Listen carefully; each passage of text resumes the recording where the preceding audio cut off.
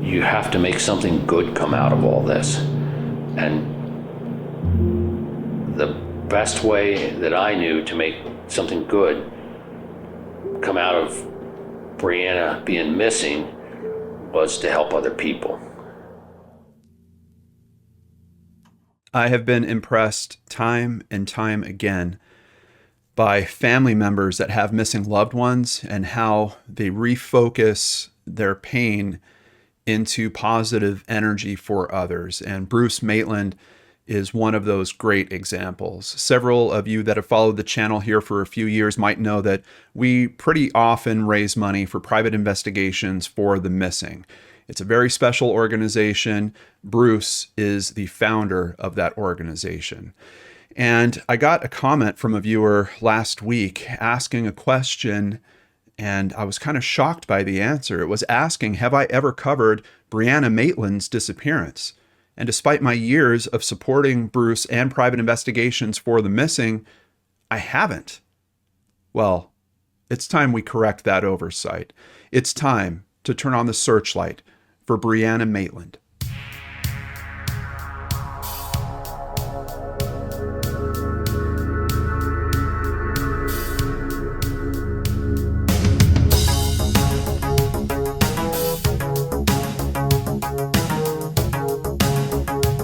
Welcome back to Brain Scratch Searchlight. I'm John Lordan. Thank you so much for joining me here today and for caring about these cases like I do.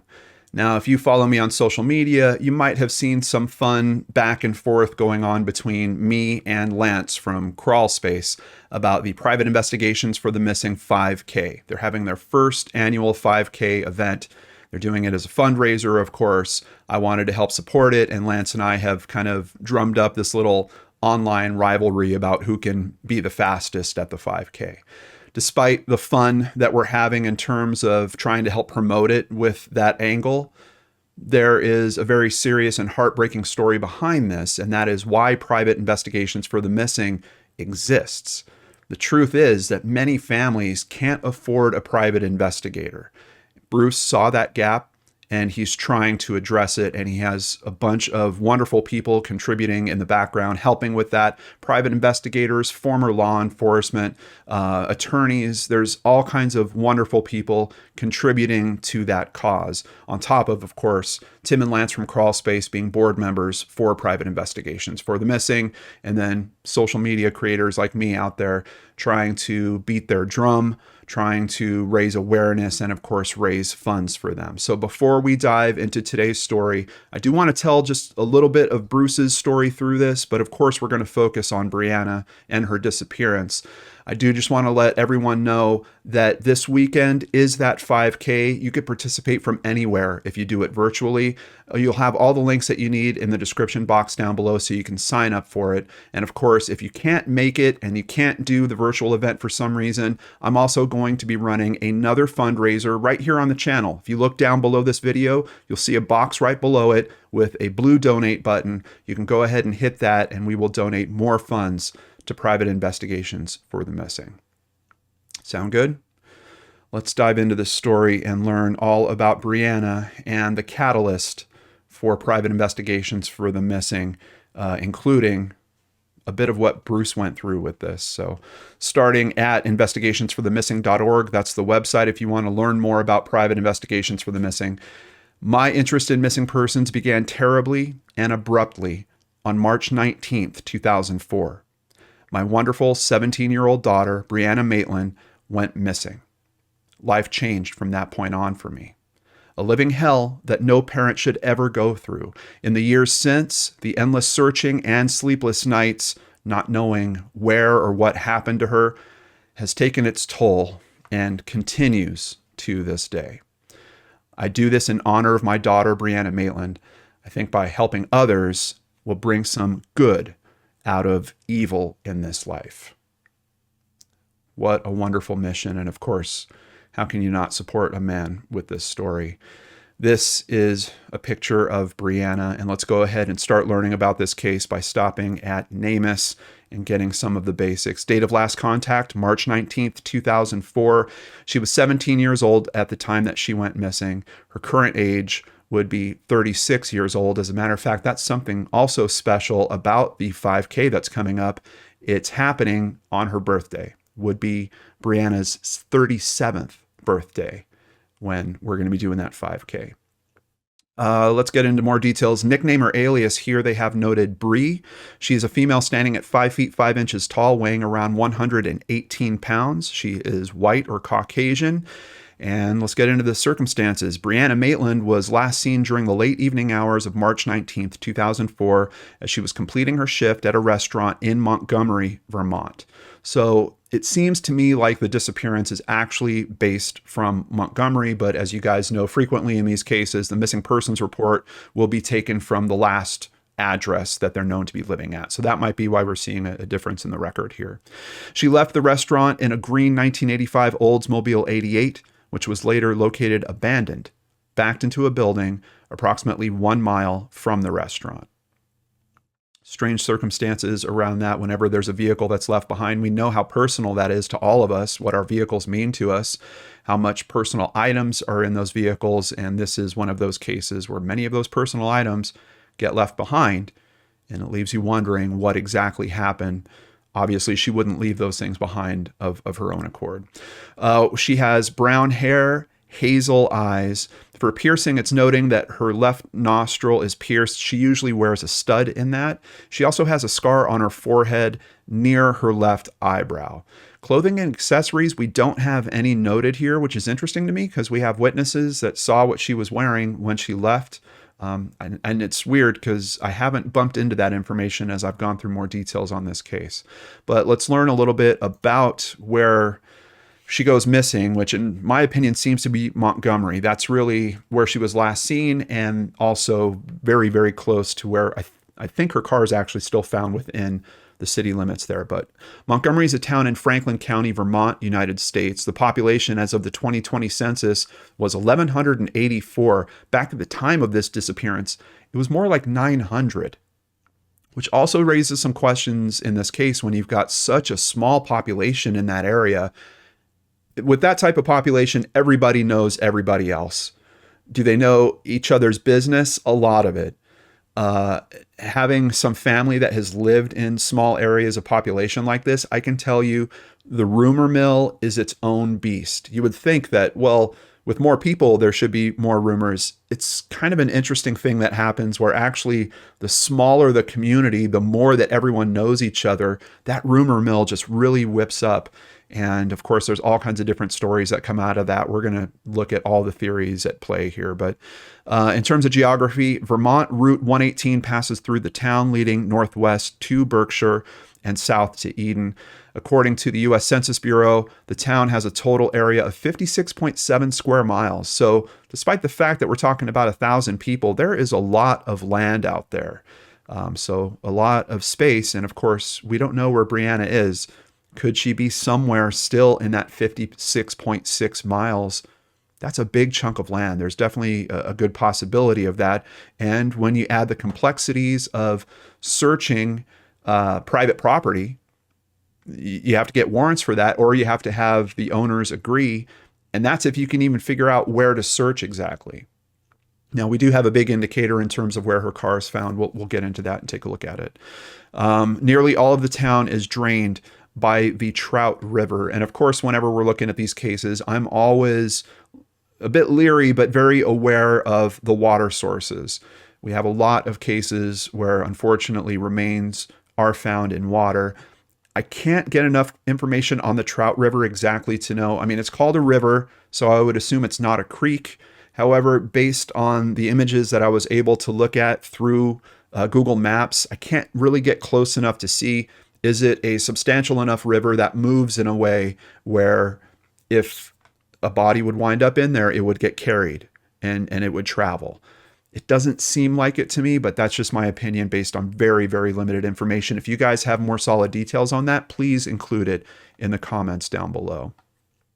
Let's dive into more information here, starting with newspapers.com. And this is an article from the Burlington Free Press on Sunday, April 4th, 2004. The day of March 19th was shaping up as a good one for 17-year-old Brianna Maitland of Sheldon. In the morning, she took, and to her relief, passed a mathematics test, the last part of her high school GED examination. So that's part of this as well. Is this is a 17-year-old, like I said, going out, getting her life started. I guess she ran into some issues at the high school she was at when she was living with her family.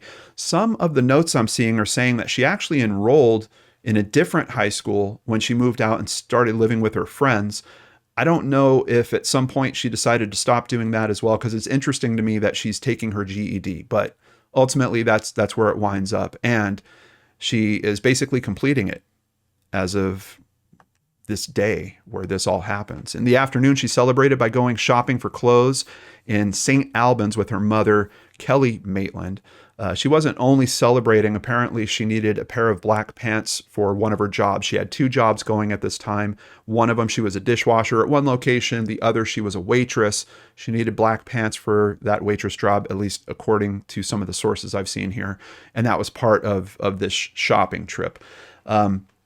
Another thing I saw come up in one of the sources about that is her mother noting that while they were shopping, Brianna seemed to go outside, was gone for a few minutes, came back in and seemed somewhat distressed, but her mother didn't get any clear explanation or a good sense of what that was about.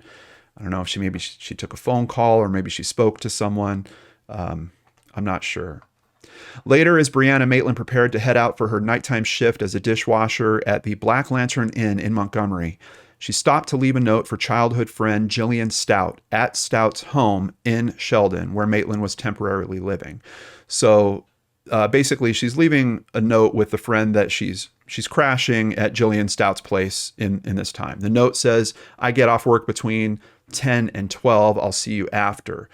Now, the thing is, Jillian actually went to go visit her parents during this and was gone for a couple of days.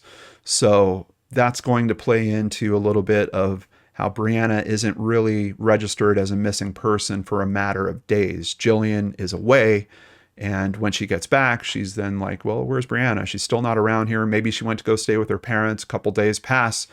Jillian reaches out to them, and they're like, no, we haven't seen her. Then we start getting the trigger for the missing persons report. Let's continue with the details over at the Charlie Project. A big thank you to Megan for all of her amazing work at the Charlie Project. For medical conditions, Brianna was taking medication for migraine headaches at the time of her disappearance. Her medication left behind. It would be found in the car. She wears contact lenses, but they were also left behind when she vanished. Her nicknames, here Megan is noting it's not just Bree, but also B is another potential nickname for her. And here they have a picture of the car as it was left. It was backed into a barn, essentially. We can see it looks like it ran right up into it and kind of wound up lifting the rear wheel, it looks like. Brianna was last seen at her dishwashing job at the Black Lantern Inn in Montgomery, Vermont between 11:20 p.m. and midnight on March 19th, 2004. Her coworkers asked her to have dinner with them, but she declined because she was tired and had to get up early to do her second job as a waitress in St. Albans, Vermont. She left work and was supposed to go home where she lived with a friend in Sheldon, Vermont. She never arrived. Her friend assumed that she had moved back in with her parents and brother in East Franklin, Vermont. The friend called Brianna's parents on March 23rd and found out that Brianna wasn't there and reported her missing. Brianna's vehicle, a pale green four-door 1985 Oldsmobile sedan, was found abandoned on March 20th off East Berkshire Road and Route 118 across from Dutchburn Farm Road, about a mile outside of Montgomery. It was partially parked inside an abandoned barn. We have a bunch of locations being talked about here. I'm trying to just focus on the ones that I think are important to the story. So from the Black Lantern Inn to Sheldon, where she was staying with her friend, that would have been about a 25-minute drive, about 18 miles. It doesn't seem like she makes that distance. Where her car is located is on that path. It's on that drive, basically on 118, but a little over a mile away from the Black Lantern Inn. And that's this area here. We can see Dutchburn Farm Road that was mentioned, and Megan's right up here. It's actually, I believe, across the street from that. I've looked at some photos from the time and compared them to street views.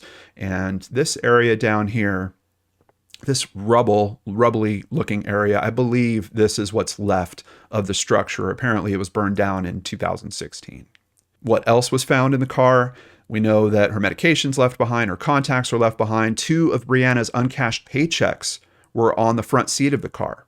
She also left behind all her clothing, her medicine, her driver's license, her makeup, and her contact lenses. Some of her belongings were strewn on the ground in front of her car.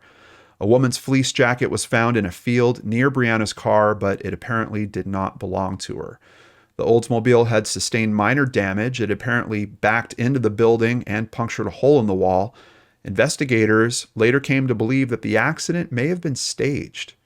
That's a really interesting statement, and I haven't found any information to make it clear why they think the accident was staged.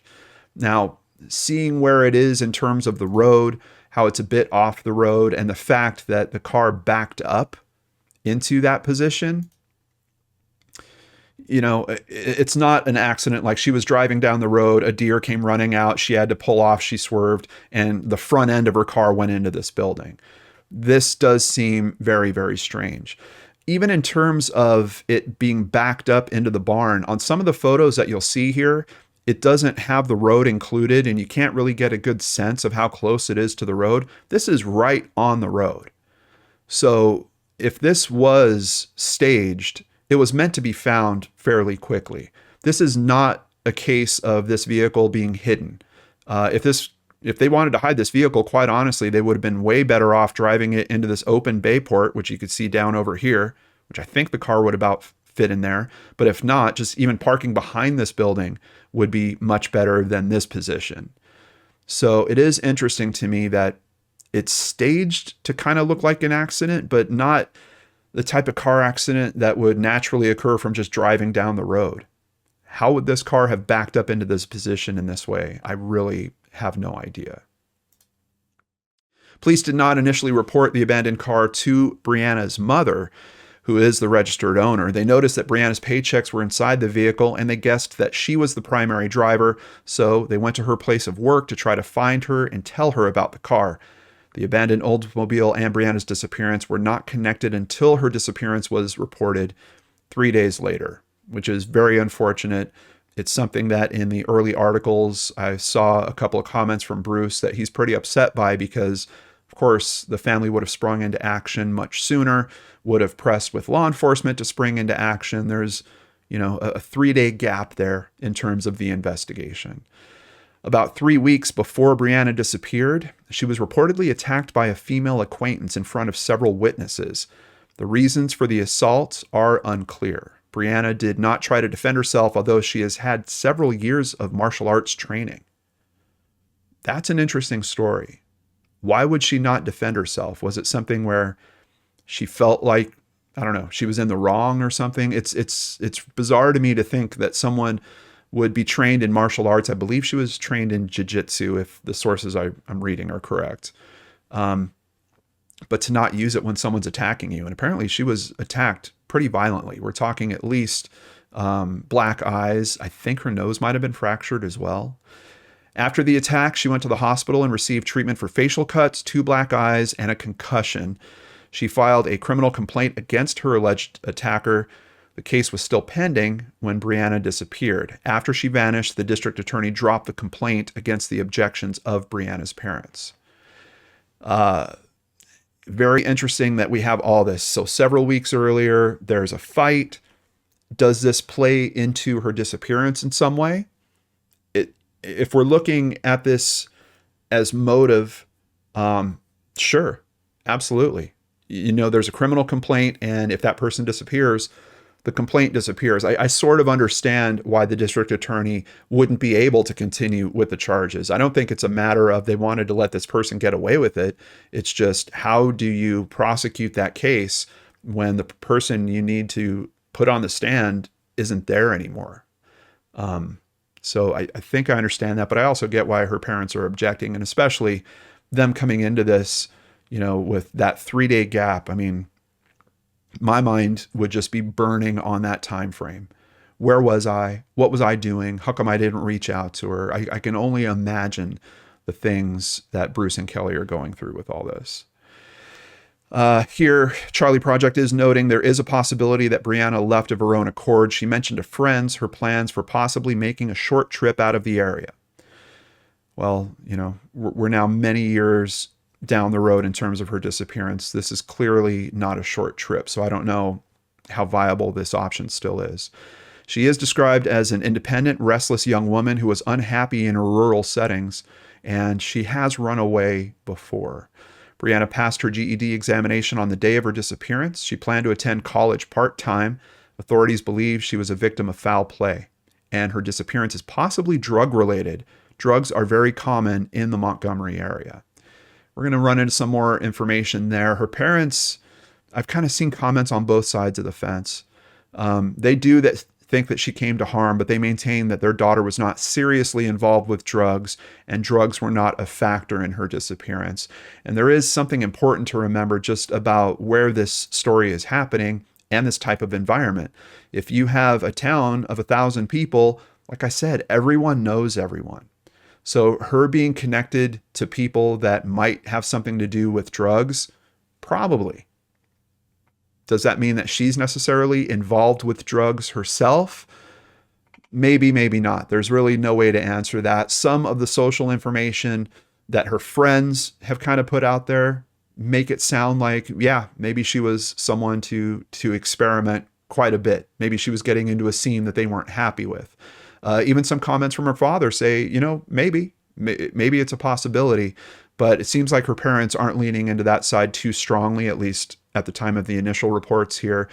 And I also have to keep in mind, how many things did your parents not know about what you were doing when you were a teenager? That's certainly an understandable dynamic. I think it's something that many of us experience. Continuing with the Department of Public Safety for the Vermont State Police, with a post that they have on this case. It was first believed that Brianna had run away, but later was determined that she may have been a victim of foul play. In 2012, the cable channel Investigation Discovery Disappeared show highlighted her case.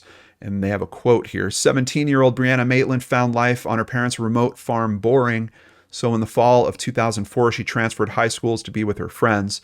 But after a short while, Maitland dropped out and couch surfed with help from friends and boyfriends. With no consistent place to sleep each night, it took 4 days for her family to realize she had gone missing. So a bit more of the understanding in terms of why the missing persons report takes so much. And a first mention of boyfriends. Of course, a lot of us that deal in true crime regularly are very familiar with the statistics when it comes to disappearances and, unfortunately, murders of this nature, and how often it'll be someone close, an intimate partner of the victim. As a matter of fact, I noticed a trend at CrimeCon this year of people walking around wearing shirts that said the husband did it. It's an unfortunate thing, but that is backed by the stats. In many of these cases, that is a factor. Now, in terms of what I've seen for Brianna's case, I don't know if she had an active boyfriend at this time. There's kind of an ex-boyfriend that maybe is coming back into the picture. We're going to learn more about him later. I don't know how much of a factor it is in her disappearance. But let's continue with an article from the Burlington Free Press, this one also from Sunday, April 4th, 2004, and learn a little bit more about Brianna and her backstory. She was born on October 8th, 1986, and she lived until last fall with her parents and her older brother, Waylon, in the woods of East Franklin at the end of a rutted 1-mile driveway in a modest home about 300 feet from the Canadian border. Another little interesting wrinkle there, if this is a case of someone that wants to run away, she's not far from the Canadian border, and hopping across the border, especially back at that time, I don't even know if you would have needed an ID. That probably would have been a fairly easy thing to do. What disturbs me about that whole aspect is just all the personal items left behind. Even if you're going to ditch your identity and you're going to leave your ID behind, your medication, your contacts, like that kind of stuff just really doesn't make sense to me. Let's continue with the article. By last year, Maitland had grown restless at home. When tensions in the home caused her father to temporarily move out, she decided to follow suit. Her father proposed renting an apartment for both of them in Ennisburg Falls so she could attend Ennisburg High School. I guess she felt if I could move out, she could too, Bruce Maitland said. However, the arrangements for the apartment fell through. He decided to move back in home, and that's when Brianna decided she was going to go live with a boyfriend. I guess things didn't work out with the boyfriend because from there, I see references to at least 2 female friends that she winds up living with. Of course, we know that Jillian Stout is the last one that she's living with before she goes missing. As a matter of fact, there's a quote here. "Every teen goes through a party stage," Jillian Stout said. "She didn't party when she moved in with me. She didn't want to party. She'd come home, read a book, or watch TV." Now that kind of conflicts with another friend that she had lived with for a period of time before Jillian, who says, I think she's kind of falling in with the wrong crowd. Now with a disappearance of this nature, it just really strikes me that there's something about the work environment that could be a possibility here. At a minimum, that someone knew she was working that night, might have waited for her. What throws that a little bit is I'm seeing some comments that she actually had worked later than she was scheduled to. They asked her to stay on beyond the end of her shift. And we know it was to the point that where, several people asked her, hey, do you want to stay and have dinner, or do you want to go somewhere and have dinner? And she's like, no, I got to get back and get to sleep. I've got my other job. So it's kind of interesting to me that we have these things working against each other, but you have her car found a mile away from work. Now, is it possible that she drove off in a different direction? One of the things is, was she wrapped up in a drug culture of some kind? Could she have gone for a pickup somewhere? Maybe. Could that farmhouse have been known as an area for doing some type of pickup like that? Maybe, a mile outside of town, kind of away from the eyes of the locals. It's possible. It's possible. But this article goes into some more information discovered about that night. Let's continue with it. There's no evidence that anyone was with Maitland or was waiting for her when she left work at the Black Lantern the night of March 19th. The owner of the restaurant, Deb Winders, declined to comment on the case. But there was also no evidence that Maitland went anywhere or met anyone after she finished her shift, said Vermont State Police Lieutenant Thomas Nelson, who's in charge of the investigation. Finally, there is the question, the mystery, of when that night Maitland's pale green 1985 Oldsmobile sedan was driven backward into that abandoned home, or whether she was driving it at the time. The place was once the home of Myron and Harry Dutchburn, 2 elderly men, they were brothers, who were brutally beaten during a 1986 robbery at the house, but they survived. Both men later passed away, and the home has been unoccupied for 6 years. And that's just making me lean back to that possibility of this home is known to be deserted.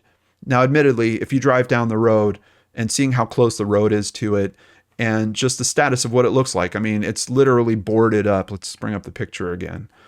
You're going to know that this place is deserted just by driving by it. So I don't think it's going to take someone that is necessarily one of the 900 people that's living in Montgomery, but it might be someone that drives through this area regularly, someone that lives in one of the neighboring areas and has come to know that this is a location that's abandoned. Once again, not a great location for hiding a vehicle. So even knowing that you have an abandoned vehicle or an abandoned location here, what's the purpose of how you're using it? If this is a staged setup, it's to get that car found. Unless there's something else that is at play here. And that's part, one of the considerations is, was she possibly, was someone waiting in the back of her car? Her coworkers see her get in her car, she goes driving off, everything looks fine, and then the person springs up. There's some type of attack. Do we have information to support that outside of the positioning of the car in this photo? Not a whole lot that I can see. We'll get into a little bit more about what's found at the scene, but there's no obvious signs of violence in the car. You're seeing the picture here. It's kind of an interesting story how we even have pictures of this, because this was not known to be a crime scene. Remember, it would take the police days to figure out that she was actually missing. So remember, this is still within the first few weeks here. Bruce and Kelly Maitland have spent most of the past 10 days putting up posters and poking around the outskirts of Montgomery near where the car was found for clues about their daughter's whereabouts. They've been told of a white pickup truck seen parked down the road the night that Brianna Maitland disappeared, about a man heard shouting late that night, about a man flirting with their daughter at the Black Lantern the last night that she was seen alive. And here's where that rumor mill just starts churning, and we don't know what we can lean on and what we can't here.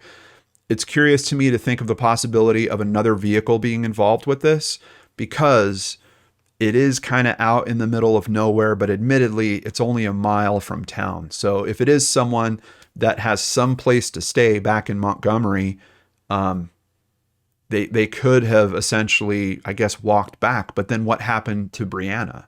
It just really seems to suggest that there's another vehicle that's part of this. So, seeing mention about a white pickup truck, certainly an interesting story. There is also a tip that is called in about the possibility that two drug dealers that she is known to be familiar with might have something to do with this case. And their place is actually raided. And in that raid, they do find tons of drug paraphernalia. I think they bring one of them up on drug charges, but no signs of Brianna. And outside of those events, there's just not a whole lot of big developments that happen in the search for Brianna in those first few years. Of course, her parents are working, a private investigator is working, but there's not really big developments publicly disclosed until 2006 when we have this happen. Casino surveillance shows image that may be Vermont teen missing since 2004. A Vermont teenager may have turned up at an Atlantic City casino, police said. On January 17th, surveillance cameras at Caesars Atlantic City Hotel Casino captured the image of a woman police say may be Brianna Maitland, 19, gambling next to a man. The video, taken from a ceiling-mounted surveillance camera, shows a dark-haired woman at a table, but her face is only partly visible. It was obtained from the casino after a man who lives near Maitland's hometown returned from a trip to Atlantic City. He contacted the Vermont State Police and he told them that he saw a woman who looked like Maitland at the casino. He told the state police the number of the table where she was playing, the day and the time, and investigators contacted the New Jersey State Police. The casino provided videotape with the footage. It was reviewed by the Vermont investigators and Maitland's parents. Her mother, Kelly Maitland, said the movements of the hands and feet of the woman on the videotape remind her of her daughter, at least according to Detective John Donegan, who's a missing persons investigator with the New Jersey State Police. The woman spent about an hour at the table, he said. A still image taken from the surveillance video and published on a flyer released by the New Jersey State Police shows the top of the woman's head, her eyes and forehead, but it doesn't give a clear view, and it really doesn't. Here is the photo with the guy that was sitting next to her. I haven't found any information about this lead being effectively chased down, them identifying either of these people, but as you can see from the footage, really, really tough to make a call on this. And an interesting dynamic to think that it was called in by someone that is back from the same area that she went missing. Of course, that's someone that would be very aware of her case, but it's also, it's kind of a good question in terms of why didn't you talk to authorities at the time, like when you were there? Like, he waits to get home and then he calls it in, and this is the best they can do in terms of footage. I don't know. It's one of those things where I know people are trying to be helpful in these cases, and unfortunately, I can't even give you guys a number. I can just tell you, in all of these cases, there's sightings, and many of those sightings are ruled as being not the person that we're looking for. Many of those sightings. It's actually pretty rare, at least in the cases that we've reviewed here, that you have a sighting that pays off and actually turns out to be the person. There's only one case where I can kind of think of where that might be happening, and that is still an active case itself. I think it just shows that there's a side effect to the awareness that's being raised. There's a side effect to grabbing people's hearts. And is it worth to check out those chances? Absolutely. Every single one of them. It's just how often they pay out is not particularly strong. Over at NBCnews.com, whereabouts of Vermont teen still a mystery. And this is an article from May 6th, 2007. Brianna, who had just earned her graduate equivalency degree and was anticipating college, had moved out and was living with a girlfriend. Her independent streak had become a sore subject with both her mom and her father, Bruce. I didn't want her to be out living on her own, Bruce says. It was an arrangement that we didn't like, but we tolerated. We didn't have a choice, said her mother, Kelly. And admittedly, even the time she's going missing, she's turning 18 on October 8th after that. So you're talking a matter of months. And I don't know for Vermont in particular. Some states basically look at a 17-year-old as an adult legally when it comes to that kind of stuff. We've had missing persons cases with 17-year-olds where they have turned out to be runaway situations, and the authorities are like, okay, we found them, but they're 17 and we're not going to force them to come home. So it might be that that's the case as well here in Vermont. At 11:20 p.m., Brianna clocked out, and according to Detective Brian Miller of the Vermont State Police, she had left a note with her roommate. We know about the note, just saying about when she was going to be coming home. And actually, now that I think about it, that note even says that she was planning on being home between 10 and 12. So that does kind of point to the fact that maybe she had worked a bit later than she was planning. But we get some quotes here. Rob Stafford, the Dateline correspondent, asks, does anyone see her get into her car at the restaurant? And Detective Brian Miller responds, yes. Other employees recalled her leaving the restaurant and getting in her car, driving away. So definitely not a case of she was attacked in the parking lot, something happened there. She drove off. They have witnesses. Stafford asked, in talking to the people at the restaurant, how did Brianna seem at work that night? And Detective Miller responded, she seemed fine. She seemed herself. Stafford asked, did she seem upset in any way? Detective Miller says no. Of course, the night that Brianna vanished, her car was spotted at an abandoned farmhouse. Police assumed the car had been ditched and had it towed to a local garage. Now, as her parents looked at the picture, they panicked. The tail end of the car had been slammed backwards into the side of the building. So this is Stafford. He's now interviewing Bruce. One theory you have is that someone spotted your daughter, became obsessed with her, hid in the back seat of her car. She didn't know the person was there. She's driving home and that person attacks her. And Bruce says, yes, yes. While Kelly says that's a possibility. I also think it's a possibility.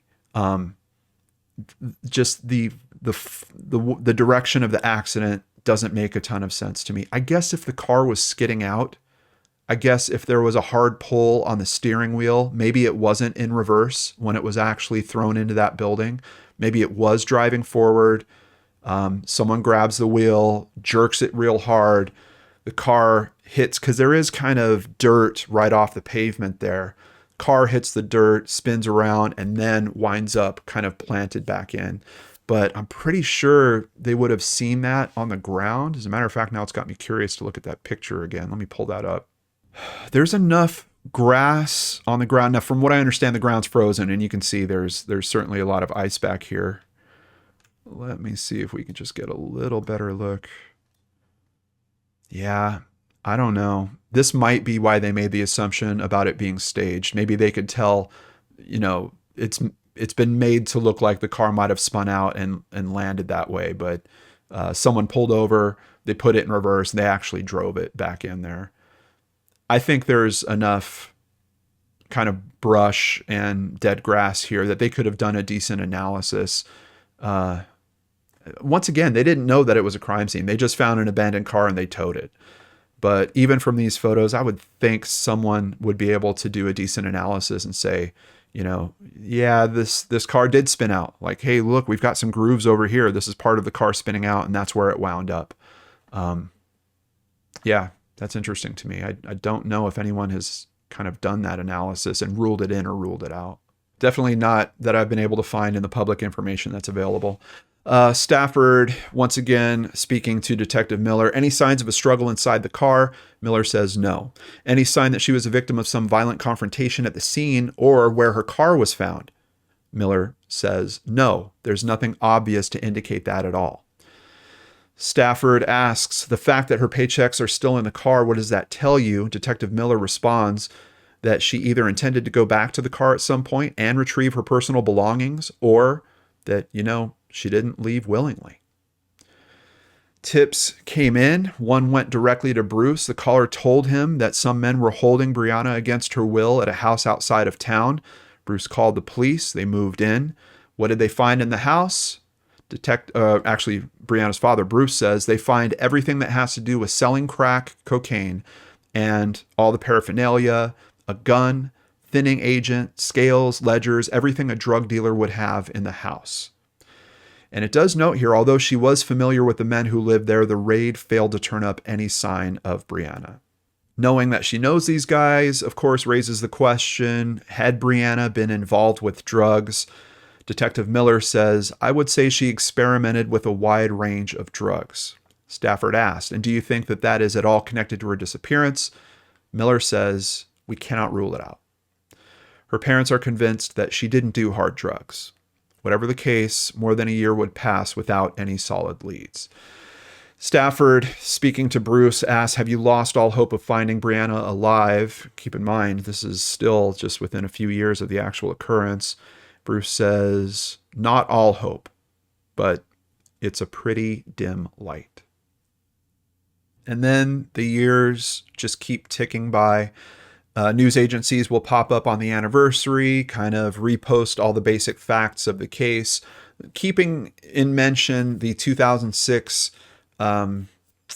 possible sighting that happened at the casino. That keeps kind of coming up. But really, from this point, the articles just turn into kind of repeating the same facts over and over. Let's see if we can find anything new in them. Over at mynbc5.com, this is on the 10-year anniversary. 10 years after Brianna Maitland's disappearance, friends, family, and police are still looking for answers. Do you think Brianna's alive? Asked WPTZ's David Charnes of Maitland's friend, Katie Manning.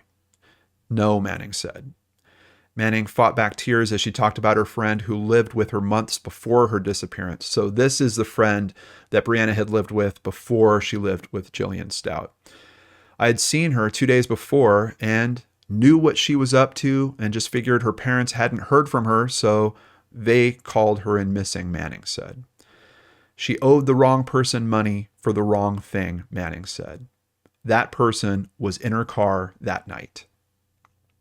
This is the thing that's hard because we're hearing these quotes. Wow, really sounds like this friend has some information.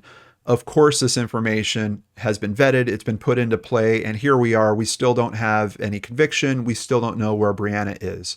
So you have to wonder, this information could be accurate. It could just be that the pieces that connect to it haven't been found yet to pull this forward. Or this could be information that is still part of the rumor mill. We know that she's not living with this friend at this time.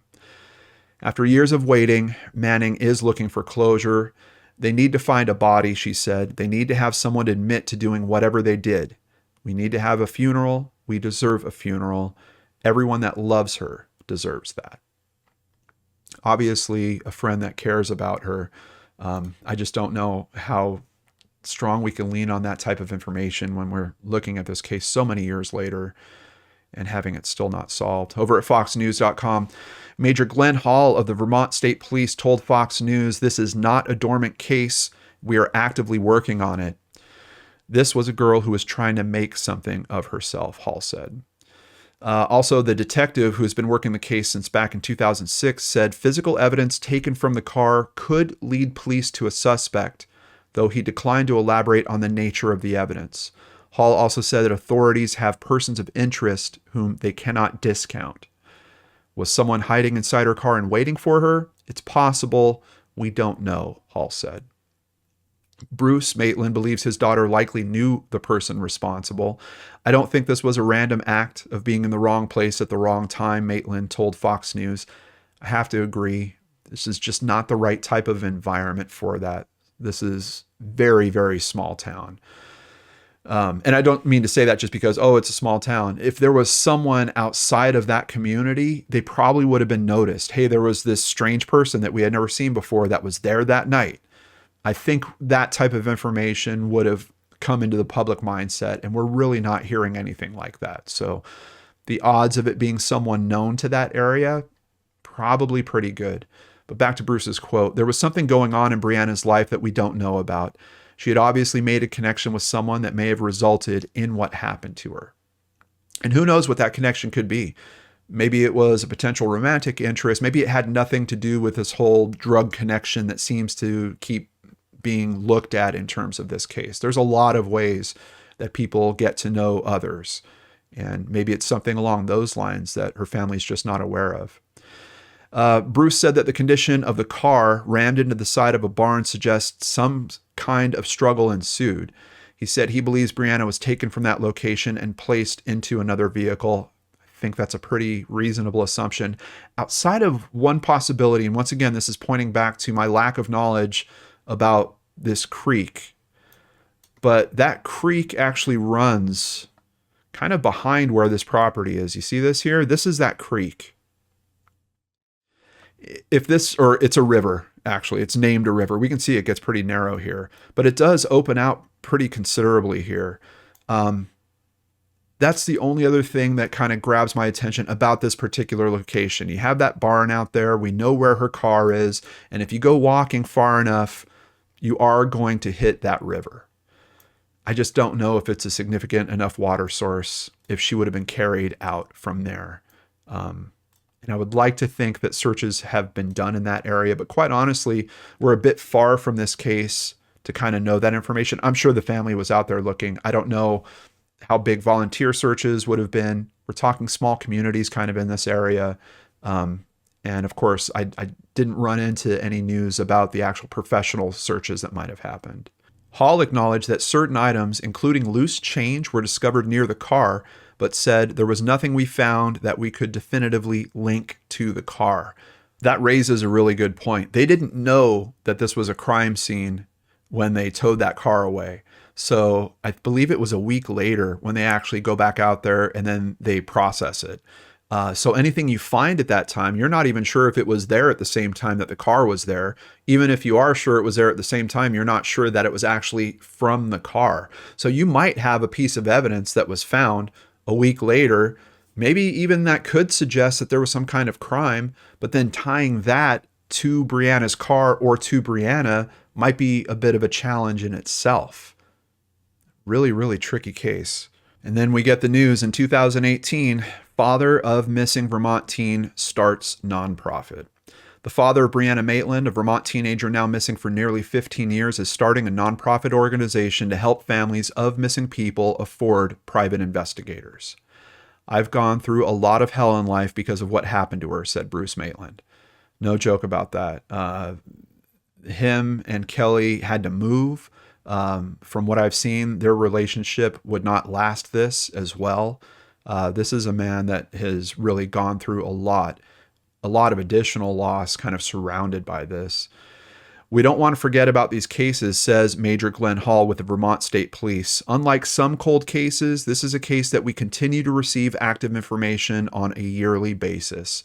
Not as much as we did in the early stages of the investigation, but we still do receive tips on this case. And no doubt that is in large part to the social media footprint of this case. This is a case that is covered regularly and often, but I have to say, no one has covered it like the boys at Crawl Space. They've got the inside knowledge. They're working with Bruce. They're working with Bruce's team. So if you want to check out what I consider the best coverage, I mean, I'm doing an overview here. If you want to get into this case deep, check out the Missing podcast with Tim and Lance and all the various guests that they pull on from private investigations for the missing and Bruce as well. Maitland says private investigators have also turned up leads. They do a lot of work that relieves the police from doing a lot of that. He has now started private investigations for the missing, an organization to help families searching for their missing loved ones. I'm trying to do something good by helping other people that are kind of in the same boat as me, and something good to come out of what's really been a bad situation, said Bruce. According to Hall, the Maitland case has changed the way that VSP looks at missing persons cases. We would love to be able to commit time and resources to every one of our homicides or missing persons cases, but we know that's not the case, Hall said. It's interesting. So I'm wondering if that means that he is now being more open to kind of accepting the help of private investigators, because sometimes you'll hear certain law enforcement say, no, we don't want a private investigator poking around on this. They could damage a possible prosecution. It's one of those things. It varies from area to area because we've got police departments and different law enforcement organizations working in such wildly different ways. But sounds like they've got a good understanding going on there in Vermont, at least with this particular case. Over at mynbc5.com, Bruce Maitland has had private investigators working on his daughter's case for years, and he knows how expensive they can be. Through my own experiences, I've found that private investigators are really good at gathering information that people might not tell police, but they're atrociously expensive. So we're trying to make this available to families that can't afford it, he said.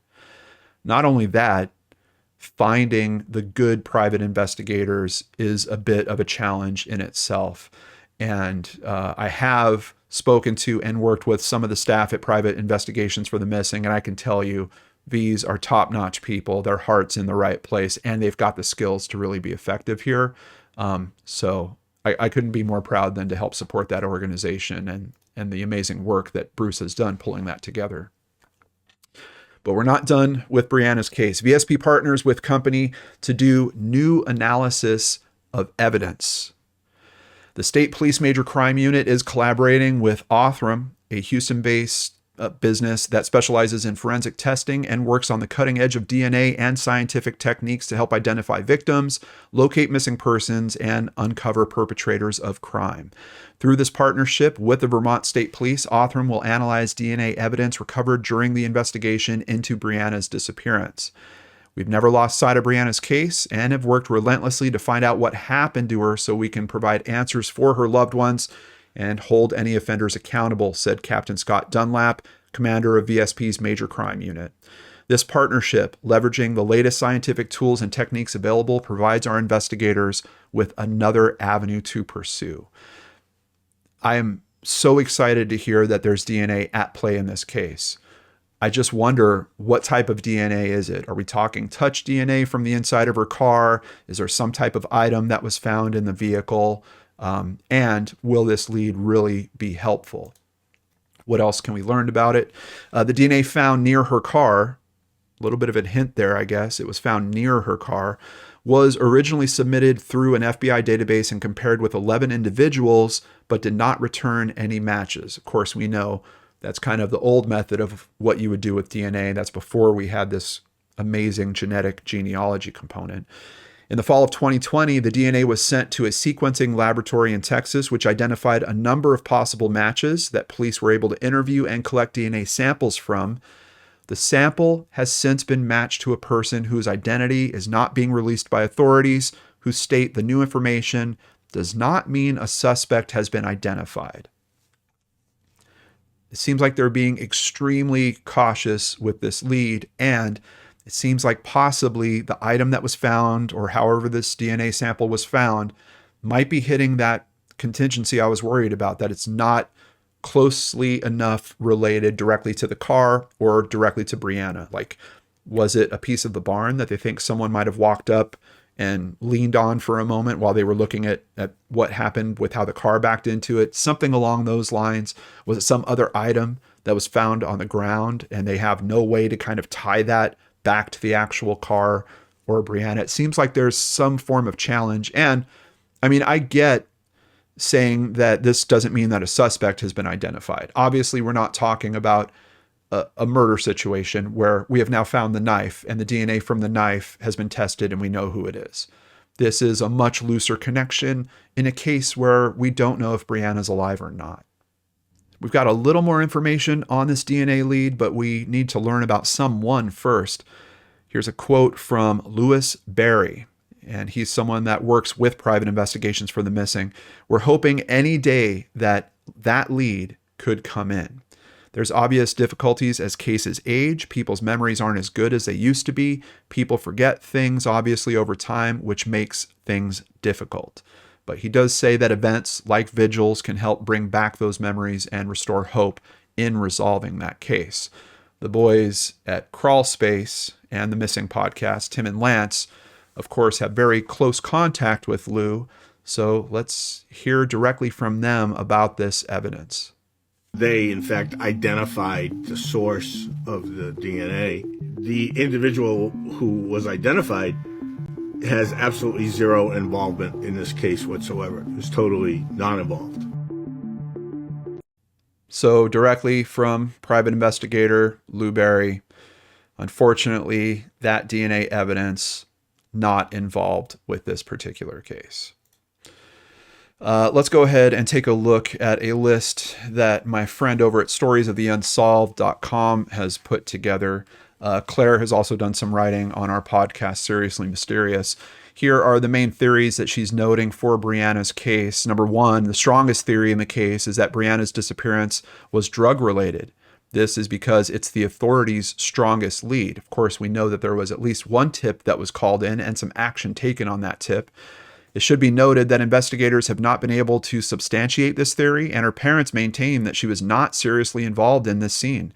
This is despite them finding out about her friendships with these supposed drug users and dealers. In the week following her disappearance, police received a tip stating that Brianna was being held in a house in Berkshire known to be occupied by drug dealers she was acquainted with, Ramon Ryans and Nathaniel Jackson. However, they checked the place, they raided it, they found the drugs, but no trace of Brianna. What's kind of interesting is that wasn't the only tip called in about those guys. In late 2004, investigators received another tip, this time from an anonymous female, that implicated both Ryans and Jackson in Brianna's murder. The unknown woman stated that the pair had killed Brianna the week after her disappearance, after Ryans and her argued over money that she'd lent him to purchase cocaine. After she was killed, the woman claims Brianna's body was temporarily stored in the basement of another woman's home before being dismembered with a table saw and disposed of at a pig farm. Police have been unable to corroborate the validity of this statement. And quite honestly, I wouldn't have even really shared it with you guys. It has that ring of rumor mill. Ever since someone put a movie out and talked about a body, being disposed of at a pig farm, I swear it's like that keeps coming up in cases time and time again. But I am interested in that tip because it does tie kind of back to the action that they took on raiding that house in 2004. What I'm kind of on the other side of that argument, I don't think that information was necessarily held back from the public. I'm seeing it in the reports that I've been going through for putting today's video together. So is it possible that news kind of leaked at the time and then this tipster saw that and they're kind of building up the story a little bit as they call that tip back in? Maybe. I'm not sure. But that is certainly one of the theories out there. Theory number two, that Brianna simply left of her own accord. According to friends and those who knew her, the young woman had mentioned plans for a short trip out of the area. This, paired with her history of running away, have led some to speculate that she simply decided to move somewhere new and start over.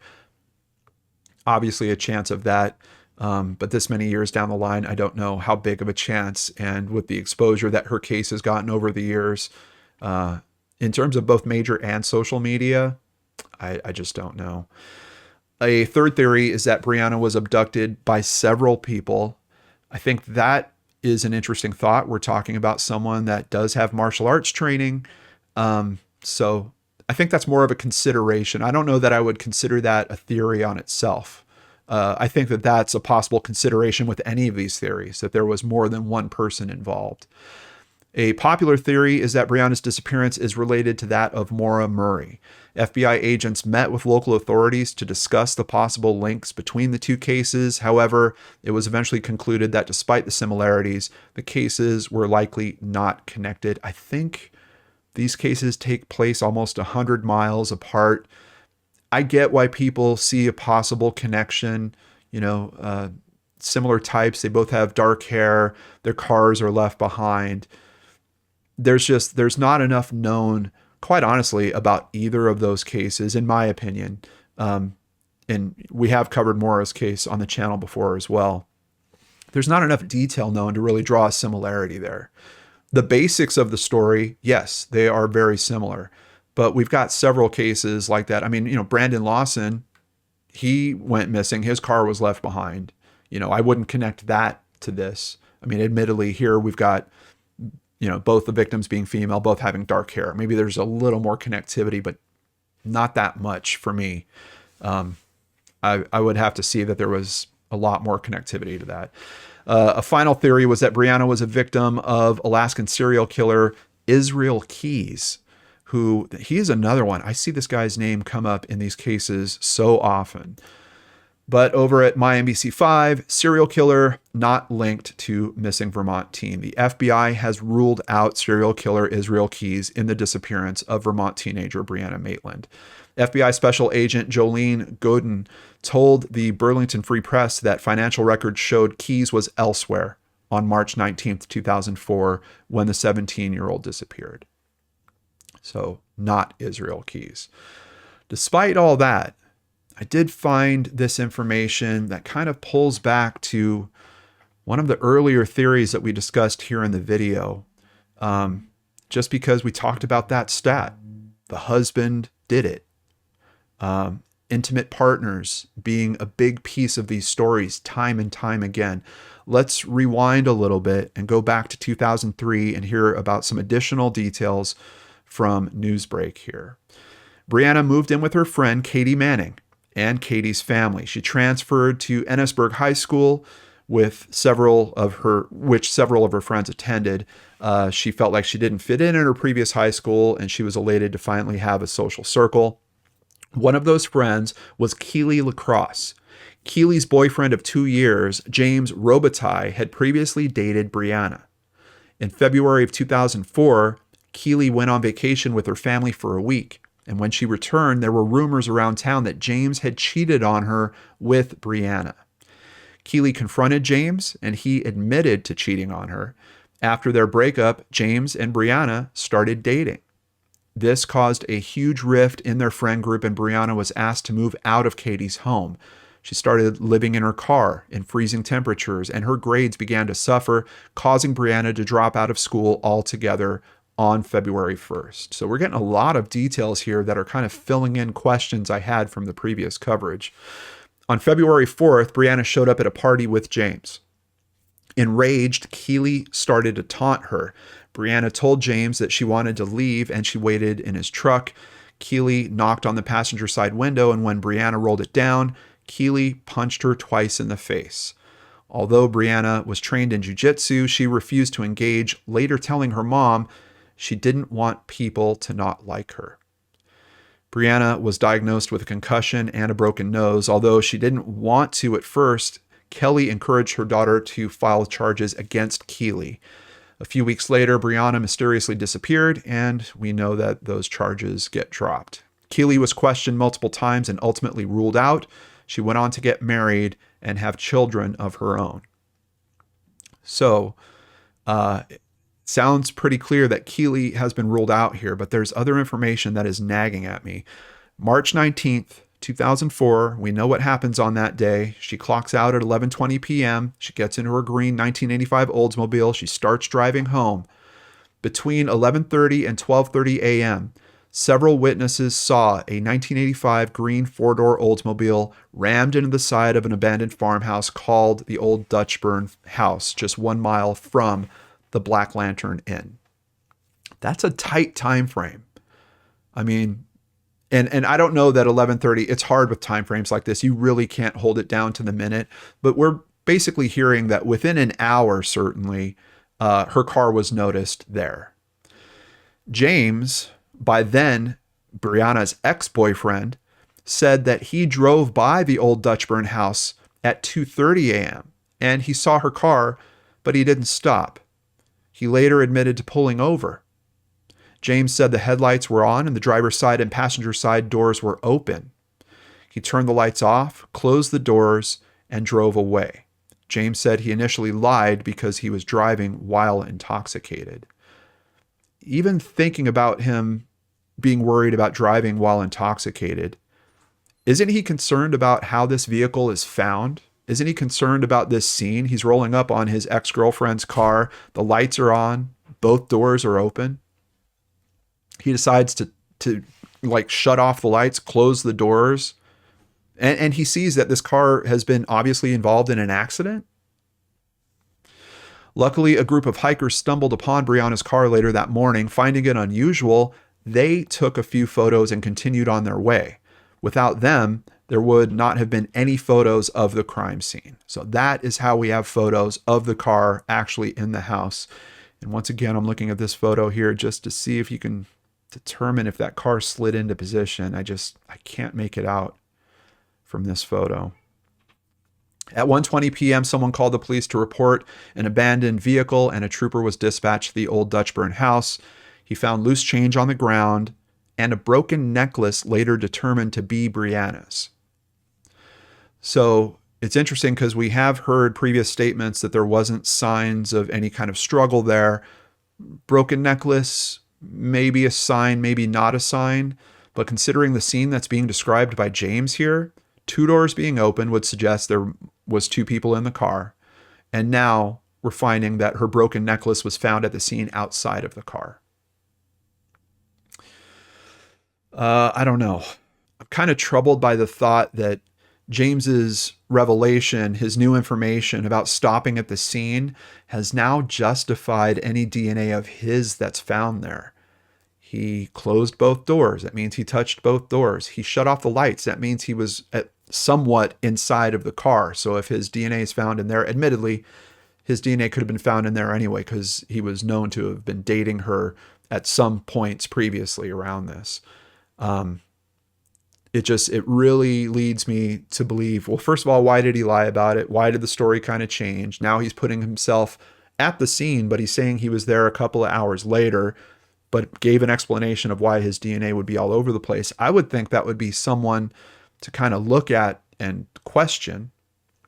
Unfortunately, in March 2010, investigators searched the home of Brianna's ex-boyfriend, James Robitaille, but they didn't find anything. Even more unfortunately, James passed away in 2019 at the age of 33. What happened? Killed in a fiery car crash. A Montgomery man was killed early this morning when he attempted to pass a vehicle on the crest of a hill. James Robitaille, 33 of Montgomery, was the sole occupant of his 2015 Ford Edge, which burst into flames from the collision. Unfortunately, the person he ran into, an elderly person, also died.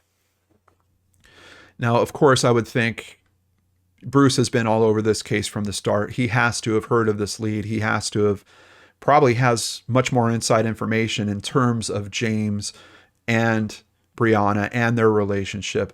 What does Bruce think about the possibility of James being involved here? Thankfully, the boys over at Crawl Space have asked.